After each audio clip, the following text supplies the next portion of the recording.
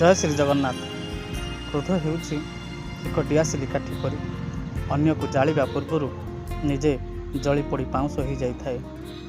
ଠିକ୍ ସେହିପରି ମଣିଷ କ୍ରୋଧ କଲେ ନିଜେ ଜଳି ପୋଡ଼ି ପାଉଁଶ ହୋଇଯାଏ।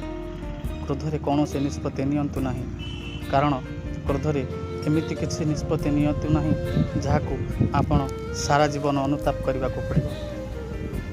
ଯେତେବେଳେ ଆପଣଙ୍କ ମନରେ କ୍ରୋଧ ଆସୁଛି, ଆପଣଙ୍କ ମନରେ କ୍ରୋଧ ଜାଗ୍ରତ ହେଉଛି, ଆପଣ ଚୁପ୍ ରୁହନ୍ତୁ, ଶାନ୍ତ ରୁହନ୍ତୁ, କିମ୍ବା ସେ କ୍ରୋଧର ସ୍ଥାନ ଛାଡ଼ି ଅଲଗା ଏକ ଶାନ୍ତ ଜାଗାକୁ ଚାଲିଯାଆନ୍ତୁ। ଦେଖିବେ ଆପଣଙ୍କର ସବୁ ଠିକ୍ ହୋଇଯିବ, ଆପେ ଆପେ ସବୁ ସମସ୍ୟାର ସମାଧାନ ହୋଇଯିବ। ଏମିତି କିଛି ଭୁଲ କରନ୍ତୁନି। କ୍ରୋଧରେ କୌଣସି ବି ନିଷ୍ପତ୍ତି ନିଅନ୍ତୁ ନାହିଁ। କ୍ରୋଧର ନିଷ୍ପତ୍ତି କେବେ ଠିକ୍ ହୋଇନଥାଏ। ଆପଣ ସାରା ଜୀବନ କେବଳ ଅନୁତାପ କେବଳ ଅନୁତାପ ହିଁ କରିବେ। ଜୟ ଶ୍ରୀ ଜଗନ୍ନାଥ।